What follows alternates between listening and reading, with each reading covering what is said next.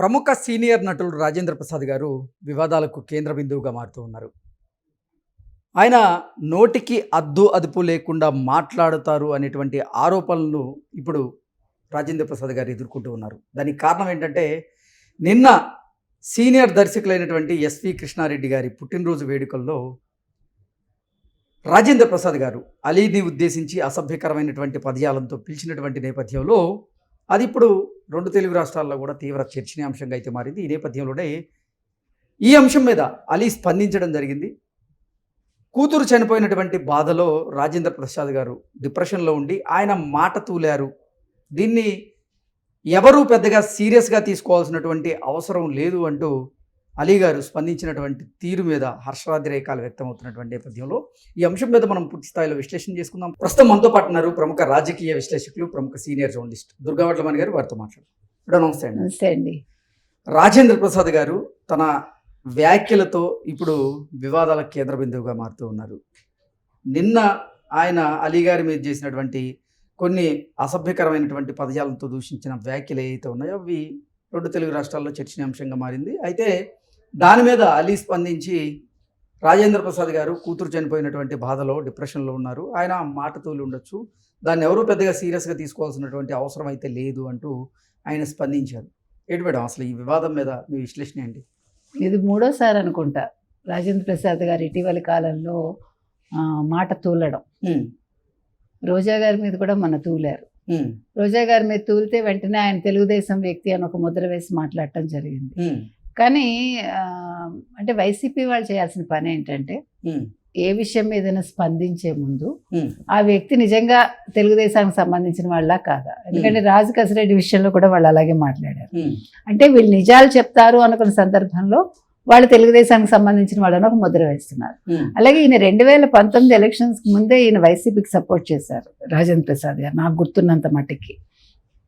కాబట్టి ఇక్కడ మనం పార్టీలు తీసుకురావద్దు. ఓకే, నేను చెప్పొచ్చేది అది. ఇప్పుడు ఈ పార్టీకి చెందిన వ్యక్తి కాబట్టి మాట్లాడాడు, ఆ పార్టీకి చెందిన వ్యక్తి కాబట్టి మాట్లాడాడు, అవసరం లేదండి. ఇక్కడ పార్టీలకు అతీతంగా వ్యక్తులు మాట్లాడే మాటలు వాళ్ళ మనస్థితి ఏ రకంగా ఉంది అంతవరకే మనం చూడాలి. ఇప్పుడు ఆయన సైకలాజికల్గా అప్సెట్ అయి ఉన్నారు అనేది మనకు తెలుస్తుంది. కూతురు మరణం, ఆయన చాలా వేదన పడ్డాడు ఆ టైంలో, మనందరం కూడా చూసాము. ఎవరికైనా రకరకాల కారణాలు ఉంటాయండి. కుటుంబ నేపథ్యంలో ఉండే కారణాలు కావచ్చు, పిల్లల వల్ల వచ్చే తలనొప్పులు కావచ్చు, లేకపోతే పిల్లల మరణాలు కావచ్చు, ఒక మనిషి మీద చాలా ప్రభావం చూపిస్తాయి. ముఖ్యంగా రాజేంద్ర ప్రసాద్ లాంటి వ్యక్తి చాలా హాస్య సన్నివేశాలు కావచ్చు, లేకపోతే హాస్య నటుడుగా కావచ్చు, ఒక మంచి హీరోగా కావచ్చు, మంచి పేరు తెచ్చుకున్నాడు. తెలుగు చిత్ర పరిశ్రమలో పేరు ప్రఖ్యాతులు ఉండి ఎంతో మంది అభిమానులు సొంతం చేసుకున్నటువంటి రాజేంద్ర ప్రసాద్ గారు ఆయన నిజంగా డిప్రెషన్లో ఉంటే మాత్రం ఇటువంటి అసభ్యకరమైనటువంటి పదజాలంతో పక్కన ఉన్నటువంటి సహనటులను దూషించడం ఎంతవరకు కరెక్ట్ అంటూ కూడా ఇప్పుడు నెటిజన్లు అయితే ఆయన మీద మండిపడుతూ ఉన్నారు. గతంలో చూసుకున్నట్లయితే రాబిన్ హుడ్ చిత్రం సంబంధించినటువంటి ప్రమోషన్లో భాగంగా ఆయన ప్రముఖ క్రికెటర్ అయినటువంటి డేవిడ్ వార్నర్ గారి మీద కూడా ఇలాగే కొన్ని వివాదాస్పదమైనటువంటి వ్యాఖ్యలు చేశారు. ఆ తర్వాత దాని మీద క్షమాపణ చెప్పాల్సినటువంటి పరిస్థితి వచ్చింది. నిన్న చూసుకున్నట్లయితే అలీ గారిని ఉద్దేశించి అసభ్యకరమైనటువంటి పదజాలంతో దూషించడం జరిగింది. దాని మీద మాట్లాడుతూ నేను ఎటువంటి తప్పు చేయలేదు అంటూ మళ్ళీ దాన్ని సమర్థించుకోవడం జరిగింది. అయితే దాని మీద అలీ మాత్రం స్పందించడం, ఆయన స్పందించిన తీరు బాగుందంటూ కూడా నెటిజన్లు అలీని మెచ్చుకోవడం, ఆయన్ని అభినందించడం, ఇవన్నీ చూస్తుంటే అంటే ఈ అంశాన్ని ఎలా చూడాలంటారు? అంటే సాధారణంగా ఏమవుతుందంటేనండి, మీరు కనుక గమనించారంటే మన టీచర్స్ కూడా చిన్నప్పుడు బడవా అని తిట్టేవాళ్ళు. ఎరా బడవా ఇలా రా అంటే ఆ వయసులో వాళ్ళు ఆ చిన్నపిల్లల్ని అలా అని ఉండొచ్చు, అది వేరు. తర్వాత పెద్దలు కూడా మన చిన్నప్పుడు ఏదో ఒక మాట అంటారు, తిట్టడమో తిట్టుని వాళ్ళు ప్రేమగా తిట్టడమో జరిగేది.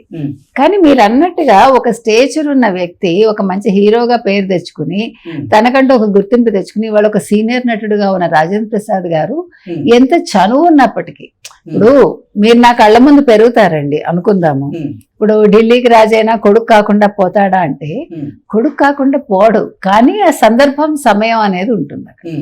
ఇప్పుడు మీరు ఒక వేదిక మీదకి వచ్చి నేను కృష్ణని నేను ఏదైనా అన్నాను అనుకోండి, అది నాకే అవమానం, కృష్ణకి అవమానం కాదు, గుర్తుపెట్టుకోండి. అందరూ ఏమంటారు, ఏంటి ఇంత వయసు వచ్చింది మీకు ఏం బుద్ధి లేదా, మీకేం మాట్లాడటం రాదా, మీరు ఎక్కడికి వచ్చారు, ఏం మాట్లాడుతున్నారు. లేదంటే నాకు ఒకటి గుర్తొచ్చింది. నిన్న సేమ్ రాజేంద్ర ప్రసాద్ గారు కూడా ఆ ఫంక్షన్లో మాట్లాడుతూ, నేను విజయవాడకి వెళ్ళి వస్తున్నాను, విజయవాడలో ఎన్టీఆర్ అవార్డ్స్కి ఫంక్షన్కి ఆ కార్యక్రమానికి వెళ్ళి వస్తున్నాను అంటూనే ఎన్టీఆర్ గారి పేరు చెప్తే చప్పట కొట్టరా, బుద్ధి లేదా, సిగ్గు లేదా అన్నట్లుగా ఆయన మాట్లాడారు. ఆ తీరును కూడా అదే నేను అంటున్నా, అది తప్పు కదా.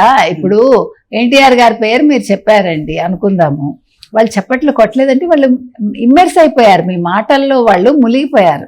కాబట్టి ఇట్ విల్ టేక్ టైం. కొన్నిసార్లు స్పాంటేనియస్ గా చప్పట్లు వస్తాయి, కొన్నిసార్లు లేటుగా వస్తాయి. వెంటనే మీరు ఆ పేరు చెప్పారని వాళ్ళు కొట్టలేదని మీరు ఆగ్రహ వేషాలు చూపిస్తే మీకే నష్టం కదా. మీరేం చేయాలి, మీరు మాట్లాడాల్సింది మాట్లాడేశాక, ఏంటండి ఎన్టీఆర్ గారి పేరు చెప్తే ఎవరు చప్పట్లు కొట్టలేదు, ఇప్పుడైనా కొట్టండి అన్నారు అనుకోండి, అప్పుడు ఉత్సాహంగా కొడతారు. అదే మీరు బుద్ధి లేదా, మీకు సిగ్గు లేదా ఇలా నేను అన్నాను అనుకోండి, అప్పుడు మీరందరూ హర్ట్ అవుతారా అవరా. అందులో ఇప్పుడు ఏమైతుందంటే పూర్వంలాగా లేదు ఏ అంశం కూడా. పూర్వం టీచర్ తిట్టినా పడేవాళ్ళు, మీరు గుర్తుపెట్టుకోండి.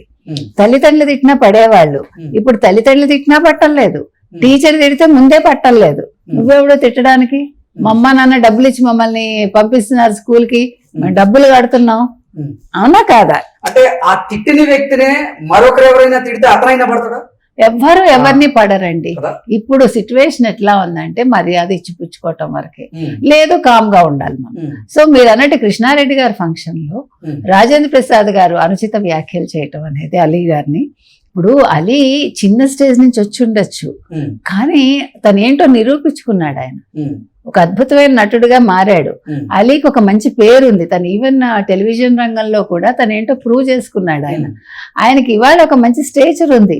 అలాంటి వ్యక్తిని మీరు రాజేంద్ర ప్రసాద్ గారు ఎలా కష్టపడి అంచెలంచెలుగా ఎదిగారు, అలీ గారు కూడా తన కష్టాన్ని తాను నమ్ముకొని చిన్న వయసు నుంచి, ఇంకా చెప్పాలంటే చిన్న వయసు నుంచి వచ్చాడు ఈయన. వారిద్దరి మధ్య నిజంగా సన్నిహిత సంబంధాలు గనక ఉంటే అది ప్రైవేట్ గా ఆ పదాన్ని ఉపయోగించిన పట్టించుకునేవారు. కానీ పబ్లిక్ వేదికగా ఆయన ఈ పదం వాడటమే ఇక్కడ తీవ్ర చర్చ. ఈ ఒక్క విషయంలోనే కాదు, ఇప్పుడు 3 సందర్భాల్లో ఆయన అలా మాట్లాడారండి. ఇప్పుడు దీన్ని బట్టి ఏం అర్థం అవుతోంది, ఎవరైనా రాజేంద్ర ప్రసాద్ గారిని ఒక కార్యక్రమానికి పిలిచేటప్పుడు ఇంకా మీదట ఆలోచిస్తారు. ఎందుకులే ఈయన వస్తారు, ఏదైనా అనుచిత వ్యాఖ్యలు చేస్తే మళ్ళీ మనకి తలనొప్పి, మనం ఆన్సర్ ఇచ్చుకోవాలి. ఇప్పుడు అలీ గారు దాని పెద్ద మనసుతోటి, సరే ఆయన ఏదో మానసిక వేదనలో ఉన్నారు, కూతురు పోయారు ఆయనకి, కాబట్టి ఆయన ఆ రకంగా మాట్లాడి ఉండొచ్చు, దీన్ని నేను పెద్దగా తీసుకోవట్లేదు, మీరు కూడా దీన్ని పెద్దది చేయకండి, మీరు కూడా దీని మీద ఎవరు మాట్లాడకండి అనడం అనేది అతనిలోని పరిణతిని చూపిస్తోంది. అలీ గారికి ఉండే పరిణతి అది, అంతే కదా. మానసికంగా ఆయన పరిపక్వత ఆయనకు ఉంది. లేదంటే అలీ మాట్లాడి ఉండొచ్చు, ఏంటి వాడేంటి నన్ను ఇలా అనొచ్చు. ఎంతసేపు అండి, మిమ్మల్ని మీరు నుంచి నేను నువ్వు అని రావడానికి ఎంతసేపు పడుతుంది? It's not a big thing. కానీ అతను సంయమనం పాటించారు. కాబట్టి ఇప్పుడు మనం చెప్పొచ్చేది ఒకటే, రాజేంద్ర ప్రసాద్ గారికి ఒకవేళ నిజంగా ఆయన మానసికంగా ఏదైనా స్థైర్యం కోల్పోయి ఉంటే ఒకసారి సైకియాట్రిస్ట్ దగ్గరికి వెళ్ళడం తప్పు లేదు. ఈ రోజుల్లో ఏది తప్పు కాదు, ఒకప్పుడు ప్రతిదీ తప్పే. ఇప్పుడు మనం ఓపెన్ గా డిస్కస్ చేయడం, ఓపెన్ గా మాట్లాడుకోవడం, ఓపెన్ గా బాగాలేకపోయినా మన వైఖరి, మన ఆలోచన విధానం బాగాలేకపోతే ఎవరైనా మనకు వచ్చి మీ ఆలోచన విధానం బాగాలేదు మార్చుకోమని చెప్తే మార్చుకుంటే తప్పేమీ లేదు సార్. అప్పుడు మీ వయసుకి ఒక గుర్తింపు వస్తుంది.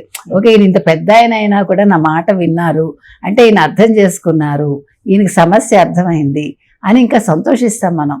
అంటే మీ హెల్త్ బాగోవడం కోసం అవతల వాళ్ళు చెప్పారు అని మీరు ఎప్పుడైతే తీసుకున్నారో that is both ways, it's good. అది ఇప్పుడు అందుకని ఈ రకంగా అలీ గారు మాట్లాడటం అనేది నిజంగా మెచ్చుకోదగ్గ అంశం కదా, ఆయన అభినందించాలి. నెటిజన్స్ కూడా అదే అంటున్నారు, అలీ గారు మీ పెద్ద మనసు చాటుకున్నారు, రాజేంద్ర ప్రసాద్ గారు ఆ రకంగా వ్యాఖ్యానించినప్పటికీ అని. నిజమే కదండి. ఇప్పుడు రాజేంద్ర ప్రసాద్ గారు లాంటి వాళ్ళకి మనం ఒకటే చెప్తాం, మీరు పెద్దవారు, అన్ని రకాలుగా పెద్దవారు, కానీ మీ మాట తీరు అనేది బాగులేదు. ముఖ్యంగా రోజా గారిని అంటాం కూడా తప్పే కదా.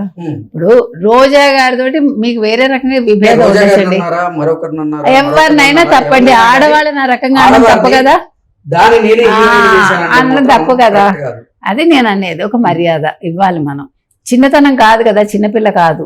ఇప్పుడు 10 ఏళ్ల పిల్ల అనుకోండి, దాన్ని అంటే పెద్ద తప్పు తీసుకోరు, ఎందుకంటే ఇంట్లో వాళ్ళని దాన్ని అంటాం కాబట్టి. కానీ ఆవిడకు ఒక స్టేచర్ ఉంది, ఆవిడ కూడా ఒక 50 ఏళ్ళు దాటిపోయాయి. ఆవిడ ఒక మంచి హీరోయిన్గా ఆవిడ ప్రూవ్ చేసుకున్నారు. సరే, రాజకీయాలు ఆవిడ ఎటువైపు ఉన్నారు, ఏ రకంగా ఉన్నారు, అది మనకు అనవసరం అది. కాబట్టి ఎవరైనా సరే సందర్భం సమయం చూసుకోవాలండి. మనం ఏం మాట్లాడుతున్నామో అన్న దాని మీద మనకు అవగాహన ఉండాలి. ప్రతి మాట ఆచితూచి మాట్లాడితే మన మర్యాద మనకి నిలుస్తుందండి. ఓకే అండి, థ్యాంక్ యూ సో మచ్.